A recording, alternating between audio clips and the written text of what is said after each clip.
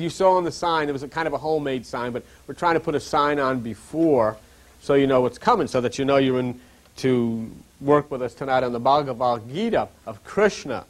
And we're spacing that, you know, with a lot of other things that we do on Fridays and Sundays to try to make it a little less tenuous of focusing and gripping on one subject and moving around and dealing with a number of other subjects that, you know, it makes it a little more interesting for people when you're able to do that. In fact, if somebody has or can get me one of those schedules in the back, then I'll be able to tell everybody what's coming up. Not one person has gotten up. There goes Tom. There you go, Tom. All right. Okay. I thought maybe you were mad or something, or you didn't feel it was worthwhile, you know. But anyhow, I appreciate that, Tommy. No problem. This is Tommy. Come here. Come over here. My share, this is Officer Tom. Yeah. What are you, Sergeant? Lieutenant? Captain. Yeah, Captain Tom. Yeah. Hi. Yeah, well, see, in the old days, we were afraid to put people on the camera because we had a few that somebody wanted to see them, you know. But I figured Captain Tom, everything, you know. I mean, I'm sure you're all right. Okay. To give you an example, this, well, I told you what's going to be this weekend. Next weekend, we're doing on Friday evening, Joseph Campbell in a study called The Poor Bird Has Died. And then next Sunday morning, we're doing Buddha, the Three Poisons, which is interesting. And then next Sunday evening, January 19th, we blew that one, we're doing the 7 chakras and Om. And this Sunday evening, we're doing Kundalini. So those things are interesting. And I think they make for kind of an interesting time of being able to come out and study things that are different, you know, rather than finding yourself caught up with, you know, the same thing and just dredging it, you know. We have some of these, Andy, there's a few people that came in that you may want to hand these to, because we didn't miss anything, we're just beginning. And we're studying the Bhagavad Gita of Krishna, which is an ancient document written many thousands of years ago, probably anywhere from 2,000, 3,000, 4,000 years before Jesus, or as most of your scholarly works would say, BCE, which means before the Christian era. And so this is indeed an extremely old document. And it talks basically about the human mind, and it portrays the human mind as a battlefield of which 2 armies are poised to do battle. And one represents the right hemisphere of the spiritual aspect, and the other left hemisphere, the intellectual or carnal aspect. And Krishna then meets with Arjuna, which is the divine impulse within you, and begins to explain to Arjuna all of the various aspects of how your spirit works, how the mind works, and what leads a person into overcoming the armies that are poised within to do you in, which of course is thought and the negative aspects of thought. So let's look at 51:1 on that page. And this is Krishna talking, and he says, though the saint hears and sees and touches, smells, eats, moves, sleeps, and breathes, yet he knows the truth, and he knows that it is not he who acts. Okay? First word that should be interesting to you is the word saint. In mysticism, the saint means one who is in harmony. Now, that's what we're going to be doing tomorrow. Being in harmony, being in universal harmony, one becomes saint. Not because you've accomplished anything on your own, quite the opposite. Simply because you're in harmony with that which is the universe. And Krishna titled that person a saint. Being in harmony with divine nature. And when you're not in harmony, when you're not flowing in harmony with nature, then you're in dis-ease. And of course, we call that sin. Now, as you know, we've been covering this recently, that sin in mythology is actually the moon god. Okay?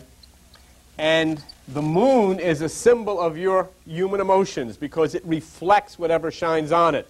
If you shine that from the lower, that's what's going to come out in your emotional nature.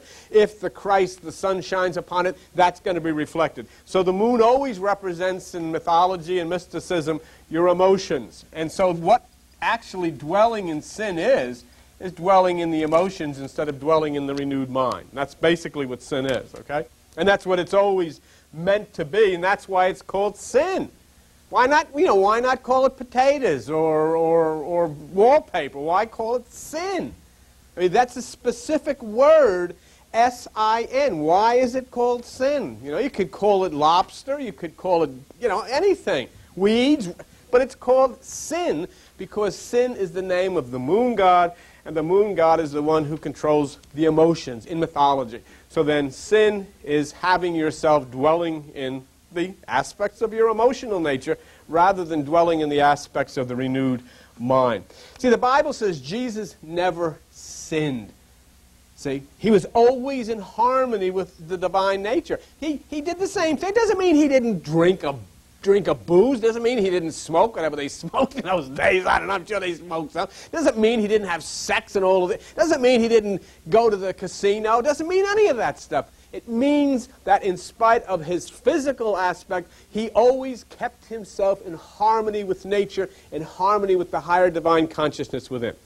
It doesn't make any difference what happens as you, and you'll see this in Krishna's description of how your senses will start to reach out and get you involved in things. You yourself stay in harmony with the center. That keeps you, that's saying you are not dwelling in the emotions, even though your emotions may be demonstrative, you are actually dwelling in that higher realm. I may have my emotions become very demonstrative and act in an improper way. Would you say that, nurse? But on the other hand, still I know where to come to the center. I know that I must come into meditation to stay in harmony with life and in harmony with what we call God. Okay? So it says, though the saint hears, sees, touches, smells, eats, breathes, sleeps, yet he knows the truth. Okay? He knows the truth. He doesn't have to have faith that this is right, because faith is a very difficult thing. Faith is something that you must have when you're not sure. This doesn't say he has faith. It says he knows. And that's extremely important. I'm not sure what page this is on. Those of you who have the little Bibles, if you could find the book of Hebrews, I'd like you all to see something which many of you have never seen before, okay? The book of Hebrews, and go to Hebrews chapter 6. It's extremely important for you to see this with your own eyes, okay? Maybe you could bring another one over here. Bring another one with you, okay? Okay. Page 203. These folks over here, I'd like them to have one. Page 203 in the New Testament, and if you go to the book of Hebrews, chapter 6, page 203 in the New Testament, there's a statement in there about faith. You are, and you have been subjected to all of your life, admonitions from the religious that you must have faith in God. That, this whole thing is based upon faith. But of course, as we're teaching here, or I'm sharing with you here, faith is simply something that you have to have when you're not sure. Here it says you'll know truth. Look at Hebrews chapter 6, verse 1. It says, leaving the principles of the doctrine of Christ, let us go on to perfection. That's meditation above the thoughts of the mind. Not laying again the foundation of repentance from dead works and of faith towards God. You should reach a point where you do not need to have faith in God because you are one with God. You don't have to have faith that your foot is in your shoe even though you can't see it, because you can feel it. It's a part of you. It's alive. It throbs. It pulsates with you. And that's exactly the same relationship. Did you ever know that the Apostle Paul said you should stop having faith in God? Because he says there's a time when you should begin to understand what this stuff means and go above and beyond that. Look at the next sentence there, and he'll really get you going. He's also saying to get rid of the doctrine of baptisms. Don't do it anymore. Laying on of hands. Don't do it anymore. Forget about this resurrection of the dead and eternal judgment. Get away from all of that stuff. How come? Because they are all symbols to bring you into a general understanding of the nature of God, but after a while you should be able to go beyond the symbols into the reality of this. Unfortunately, with Christianity, it's still sitting with the symbols, and it's important to them that you get your head dunked in water. They call that baptism. It's not baptism. It's getting your head dunked in water. That's all it is. Baptism is when you take the lower consciousness, which is the earth, submit it to the water, which is the second realm of consciousness in Greek. Then when you submit it to the water, which is the truth which you hear, you then rise out of that truth into the air, which is the third stage of consciousness where there is no thought. That's called nirvana. That's called the kingdom of God. So that's baptism, taking your lower mind, submitting it to this truth, rising from that truth into the air of the third stage of consciousness and meditation. And then you go into the fourth stage of consciousness, which is fire or spiritual renewal. Those are the 5 stages of consciousness in Greek: earth, water, air, fire, the renewed mind. That's what baptism is. That's why Paul says, stop being baptized, because you're sticking your head in water. Now get to know what the doggone thing means and stick the real part of yourself into the real water, which is the second stage of consciousness, so you can go into the third and become renewed. You can. I think we had a gospel singer years ago that used to come up and sing for us. His name was Lamar Sigo, and he had it pretty down pat. He's a real southern boy from Macon, Georgia. He said, I don't care if you old, stick your head in the creek so many times the tadpoles know you by your first name. Ain't going to do you no good no how. And that's basically exactly right. Because, I mean, just thinking realistically, is there a God somewhere on some planet that really gets turned on if you stick your head in water? Or does it mean something more serious? As you can see by the Apostle Paul in Hebrews 6, it means something much more serious than sticking your head in water. So Jesus then comes along, because here Krishna says the sage knows the truth. Okay? The wise person knows the truth. The saint knows truth. And that truth sets you free. Because it comes from within you. It doesn't come from me. It doesn't come from a church. It comes from within you. See? That truth sets you free. And what does Jesus say? Jesus said, look, the first thing I want you to do is seek within yourself for the kingdom of God. He says, that's the first thing you should do. The second thing, practice the single eye. Submit yourself to that which is the single eye, taking yourself into meditation above the thoughts of the mind. He said, cast your net to the right side. Activate the right hemisphere of the brain. Take no thought. You take away the key of knowledge because you don't enter within yourself. The kingdom of God is within you. Seek it. And Jesus Christ then turns around, and look what he says on page 97 in the New Testament, in those little Bibles that you have, and in the book of John. He follows right behind Krishna with exactly the same thing. And he says in John chapter 8, okay, page 97 in those little Bibles in the New Testament, John chapter 8 and verse 31. Jesus said to those Jews which believed on him. Believed on him doesn't mean I believe you're standing there. It means I'm doing what you're saying to do because I believe it's the right way. If you continue in my word, in other words, if you do what I'm telling you to do, then you are my disciples, and you shall know the truth, and the truth shall make you free. Not place you into a denominational religion, not place you into more of the same old tradition of guilt, fear, money. But if you do what he says and practice the single eye, enter within yourself, cast your net to the right side, take no thought, enter deep within, then you'll know truth, and truth will set you free. And it will come to you from within, okay? And that's exactly what Krishna is talking about. So it says in 51:1, he knows the truth, and he knows, look what it says now in 51:1 of Krishna, he knows that it is not he who acts. Isn't that interesting? We've had some discussions with people over the last several days about Krishna's teachings of action and inaction. When you realize that action and inaction are the same thing, then you rise to that point of wisdom, knowing that action is meditation, which is the same as inaction. When you meditate, you're doing nothing.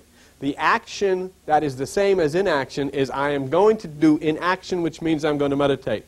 And I am going to do action, which means I'm going to meditate. It's the same thing. Meditation means you're doing nothing, but that's the action, okay? And when you get into that point, then things start to happen. If I'm able to do this because of a gift that I've received, I know it's not because I'm so smart, it's because I'm able to enter into meditation. A part of my brain in the right hemisphere has opened up. There is a channel of direction, and I'm able to share these things. It's no different than that. Each one of you has a gift of your own, which comes out of that right hemisphere of the brain, which is channeled from the Supreme God who dwells within you to give you that, and then you'll know that what you do is not something that you've done. It is something that through inaction you have submitted yourself to meditation, and that has come into you and given you direction. Let me show you exactly what I'm talking about. Go to page 93. We're just in the book of John, if you might still be there. John chapter 5 in the Bible, page 93. in the New Testament, okay? John chapter 5. You with me there? Okay, let us look then at John chapter 5 and verse 30. Here is Jesus Christ talking. This is your hero now. This is him. This is the one you're bowing to. What does he say? In John chapter 5 verse 30, I can of my own self do nothing. Do you see what he just said? What did Krishna just say? What did Krishna just say? Krishna just said he knows that it is not he who acts. What did Jesus just say? I of my own self can do nothing. Jesus Christ squared right along with Krishna because Jesus Christ and Krishna are the same person. They've been saying the same thing for 20,000 years. And there's a whole bunch of others that fit right into the line called Osiris and Isis and Horus, and it's all the same person. It's an umbilical cord from the celestial domain of the universe right to us, and it's carried all the names of Krishna and Buddha and Muhammad and Isis, and it's all the same thing. And they're all saying the same thing. It is not me. It is that which is in within me. And he says, look what he says there. I can of my own self do nothing. I judge. My judgment is just because I seek not, but the will of the Father which has sent me. Okay? Isn't that interesting? The will of the Father which has sent me. Now look at page 104, right where you are, John 14, okay? Go to John chapter 14 and look what Jesus says here, okay? We'll take a look at that. John chapter 14, page 104, verse 10. Jesus says, believe not that I'm in the Father and the Father in me. The words that I speak unto you, I speak not of myself, but the Father that dwells in me, he does the work. Do you see what Jesus has done? Jesus has said to you exactly what Krishna said. I didn't do any of this stuff. You know, you can put me on Christmas cards and Easter cards and say, honk if you love Jesus, and that's nice, but I ain't doing any of this stuff.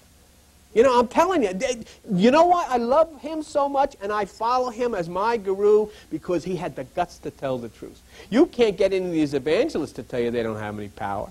He tell you, Jesus said he didn't have any power. It was the power of the Father, the celestial universal God. He let it out. He told everybody, see?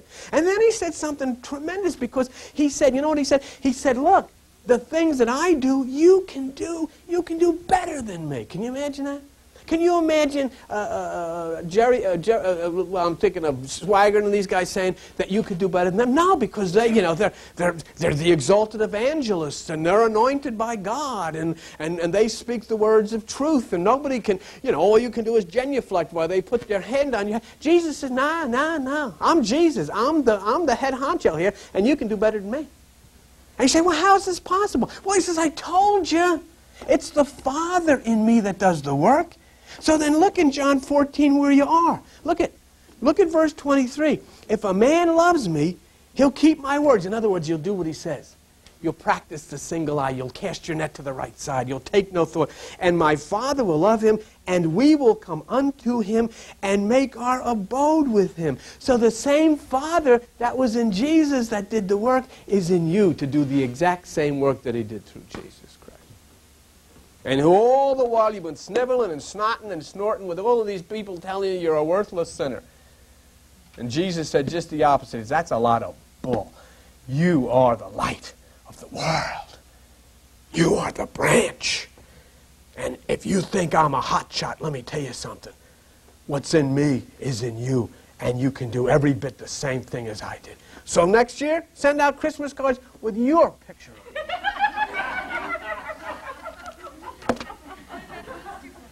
And say, Merry Christmas, and my picture's on it because Jesus said I was as good as him, so why not? Here's a picture of where I was born. Oh, little town of Orange, New Jersey.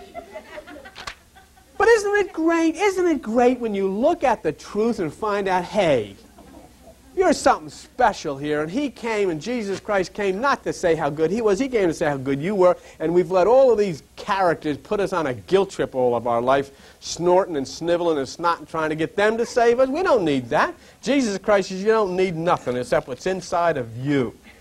Look, it says in 51:2, though he talks though he gives and receives, though he opens his eyes and shuts them, he still knows that his senses, now that's the key there, are merely disporting themselves among the objects of perception. That word disporting means amusing.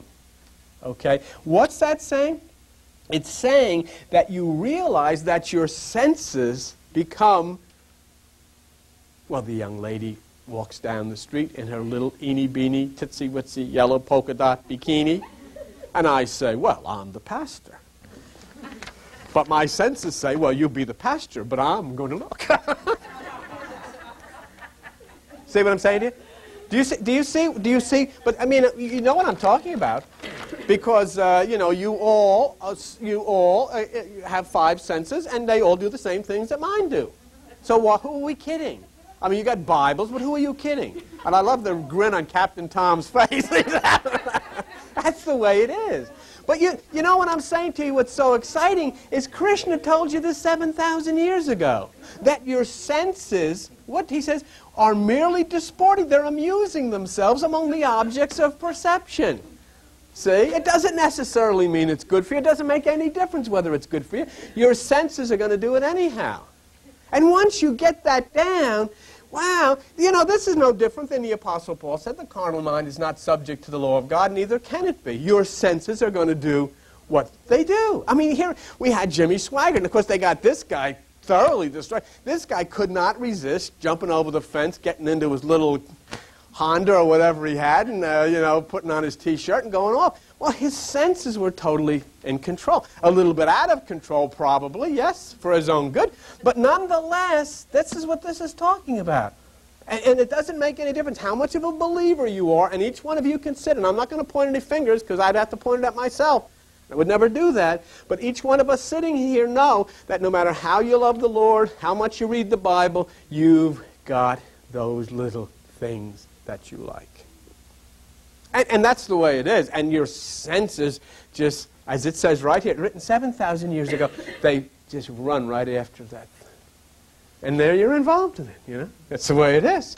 That's the way it is.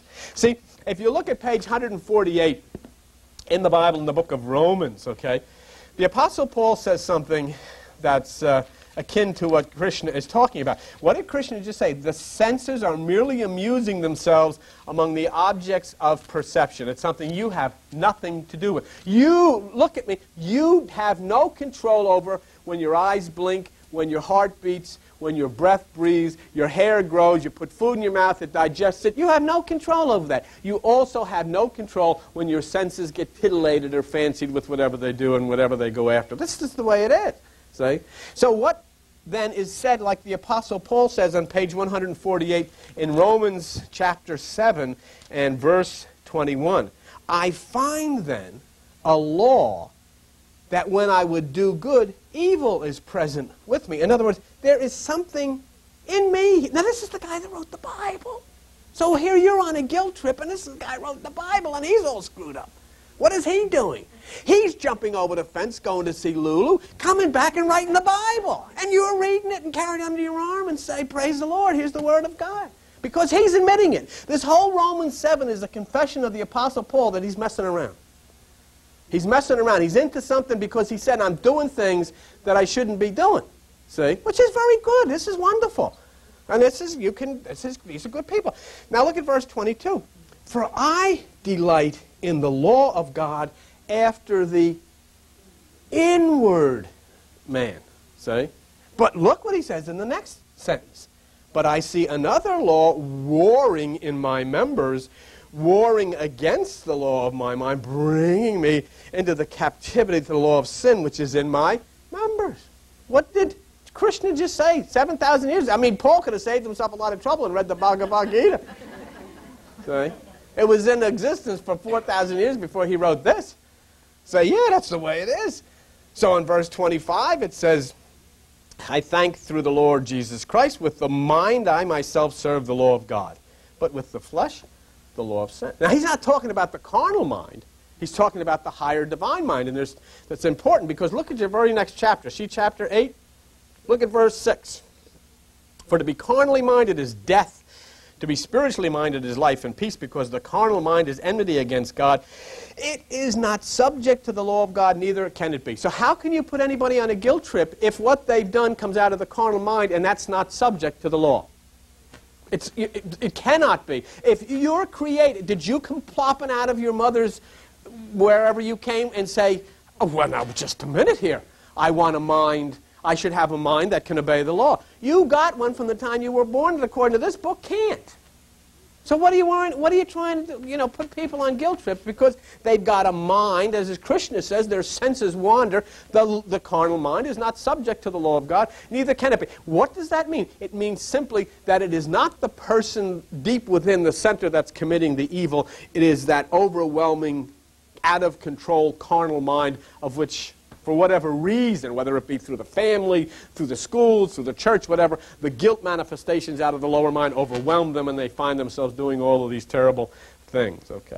So here then, Krishna says in 51:2 that the senses are merely amusing themselves, and that's what they do. Now 51:3, he who dedicates his actions to the Spirit without any personal attachment to them. Now that's important. Whether you come in here tomorrow or whatever you come in here into your meditation is simply to become one with the universe. It is not to get anything out of it. Because that, once you come in and say, I'm going to meditate for this or I'm going to meditate for that, you've attached the carnal mind to it, and now you're eating again from the tree of the knowledge of good and evil. You've got to come in and eat from the tree of life, which is the higher mind, just to be one with God. You say, well, I need money. God is money. I need health. God is health. I need this. I need that. God is all of that. Once you have God, you have that. And then once you have that renewed mind and that opening of the right hemisphere of the brain, you begin to understand ways out of things, and you begin to understand. It's not that the problems coming against you are any different. It's that your way of dealing with them are a whole lot different because you're thinking differently. You see? And that's what this is about. So, in other words, it says here, he who dedicates his actions to the Spirit without any personal attachment to, he is no more tainted by sin than the water lily is wetted by water. No more touched by sin, and we know that's the emotions, even though you do that stuff. Because still see, how the heck do we get by this thing of this mask that we've got on here, and we think we are this physical part that we live in, and we're not. We're not. The carnal mind is God's enemy. That's the one doing all the crazy stuff that gets you in trouble. It's not you. And once you understand that you and the carnal mind are two completely different things, then you start to deal with it. You start to shut it up, tell it to shut down, put it in its place, and start taking control instead of allowing that thing to control you. That is working your way like the prodigal son back up to the father's house from the pig pen of the lower mind. And that's the challenge, and that's the purpose of all life. You're not a puppet on a string. You're a free person. You've been told by Krishna and Buddha and Jesus and all the rest that you have a duality. You have a carnal mind, which is evil. You have a divine mind, which is God. And it is up to you to choose whether you're going to stay in the basement or go to the upper room. And if you go to the upper room, then you start to come into this oneness, and you are not tainted by sin any more than a water lily is wetted by water. The water lily grows in the water. Its roots are in the mud. It comes through the water and then breathes up through the air. And it isn't consumed by the water. Even though it lives in the middle of all of this water, it's not consumed by it. I am not on any guilt trips. You should be on no guilt trips, because whatever you've done is done by the carnal mind. And what you can do in order to change that is leave that carnal mind in your meditation of the single eye, as Jesus taught, rise up into that nirvanic principle of no thought, and start overcoming and start strengthening the right side so it can come against those things which propel you into difficulties on the left side. And we all still have those things. Okay? That's the essence of enlightenment. Now it says in 51:4, the sage is the wise person, one who meditates, performs his action dispassionately. In other words, you don't get involved one side or the other, okay? Using his body, mind, and intellect, and even his senses, always as a means of purification. There is what you call the disciple. Someone who is using his senses,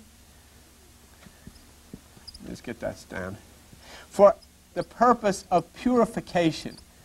Okay? In other words, I know what my senses are into and, you know, all the distractions and attractions and all that, and you have your little things and you know what your senses are into. But here then, we use our body, we use our mind, we use all of the power that we have. We come in here and we begin to discipline ourselves to rise above that so that we can get up to the point of God. And it says, the sage performs his actions using his body and even his senses as a means of purification. See? Purification, practicing the single eye, casting your net to the right side, taking no thought, studying these teachings, the ancient teachers, the teachings of the wise, you see. Look, maybe we can see it this way. Go to page 212 in your New Testament in the little Bible, page 212. And we'll look at James chapter 4. Okay, and now look at these mystically. You've read this all your life as a Christian, and you never knew how you could do it because it says, draw nigh to God, and He'll draw nigh to you. And so what are you supposed to do? You go to church? What do you sit in a pew for the rest of your life? How do you draw nigh to God? Now you know that as you go into meditation, you come into an extremely close touch of God. Okay, James chapter 4, verse 8, and it says, draw nigh. That means draw close and to God, and He will draw close to you. Cleanse your hands. Cleansing your hands means your hands, the right hand is the outgoing energy, the left hand is the incoming energy. That's mystically what they represent. So it's cleansing. Cleansing that which comes into you. Start listening to the inside. Don't take from that which comes out from the outside. And that which you pour forth. Don't allow that, the negativity that's so common with the religious and the Christianity of today. Don't allow that to go. Cleanse, wash away all of that negativity through meditation, okay? And look what it says, and purify your hearts, okay? Purifying your heart means taking no thought. It doesn't mean the pump in your chest. It means the center of your consciousness. Purge that. Purify. Bring it into a virgin state. And look what is in the next line. Look at the next words here. Purify your heart. You double-minded. Look at that. You see that? You double-minded. What is double-minded? It's very simple. Double-minded you can take right back to the first book of the Bible in the book of Genesis. It is the tree of the knowledge of good and evil. That's the carnal mind. That's the double mind because, hey, a lot of good comes out of the lower mind, but a lot of evil comes out of the lower mind. And sometimes these ideas you get, you don't know whether it's a good idea or not. And sometimes it's, gee, I don't know. I thought it was a good idea, but boy, it really went sour. But, yeah, that's what I thought.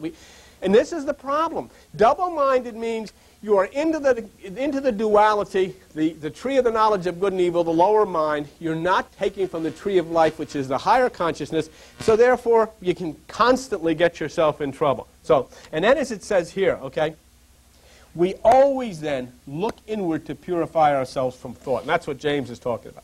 51.5.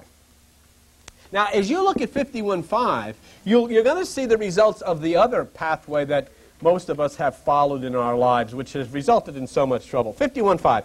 Having abandoned the fruit of action, he wins eternal peace. You see what I'm saying? In other words, he's saying that you're not setting out to think your way out of the problem. As Buddha said, what's the sense of thinking your way out of the problem when you realize that thinking's what got you in the problem in the first place? So you've got to rise above that, okay? And it says here, others, now watch 51.5, now listen very carefully. Others unacquainted with spirituality. Did you see that? That means meditation, my friends. That's the only thing it means. Spirituality means meditation. Everything else is in the carnal mind. Others unacquainted with spirituality, led by desire, and clinging to the benefit which they think will follow their actions, become entangled by them. You're reading something written 7,000 years ago. And that's exactly what happens to it, isn't it? We try to straighten this out by changing to that. Only thing is, when we change to that, we find that we've opened another problem. When we were on this television on CTN, they started, you know, I would call up and say, I don't like that time we're on, we're going to go to this time. And then something would screw up, and that time would be worse than the time we had before, so I'd have to move to that time, and this time, and the other time.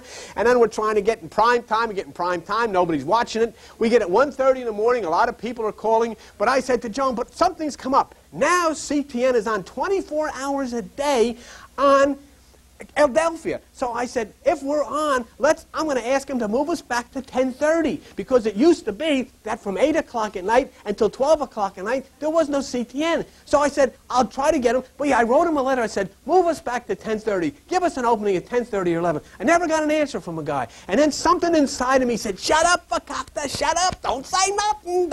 So I said, I'm not going to say anymore. And I just shut down. I says, okay, we'll stay with 1:30. The heck with it. And guess what happened 3 days ago? Adelphia changed. They went back. They shut CTN off from 8 o'clock until 12. So if I had gone back and gotten myself involved, we'd have screwed it up again. But I just listened and said, I won't say no more. And that's exactly what's being said here. And it's exactly what it is. We get entangled in all of these things, you know? I know just the answer. Now, this is what I want you to do. And I tell you to do it. And then I never come around, or you don't come around. Wonder what happened. You don't want to tell me that I screwed you all up. I don't want to ask you because, you know, but this is what we do. And so what do we say? Because we've screwed it all up instead of... And see, basically what happens in meditation, my friends, to your life is that as you activate the right hemisphere, you activate this nature and God principle, the vibrations begin to change things around you, and things change of themselves, and you are no longer taking the action to initiate a situation. The situations are there. Now you react to them. That's basically what happens once you get into meditation. But you know, it always gets me when I read this stuff, 7,000 years old. And here the people were screwing things up then just as like today. There was no difference. 51:6. Mentally renouncing all actions, the self-controlled soul enjoys bliss in this body. Watch this next one now. The city of the 9 gates. Are you with it? Huh? Huh? Huh? Do you see? And do you see the things? Do you see the things that I've shown you over and over again in the Bible about the 9? The city of the 9 gates, neither doing anything himself, nor causing anything to be done. Enjoying bliss in this body. Bliss is rapture. Here, look at enjoying bliss in this body. You see, Christianity has taught you forever that this body is a and this earth is a and they're all waiting to go to heaven. They sing songs. I can't wait to go up to be with my Jesus. I'm going up to the promised land. And then the doctor comes and said, well, you are, pal, because you got about 6. They don't want to go. I don't want to go. I was just singing that stuff because they said to. I don't really want to go. I don't want to go.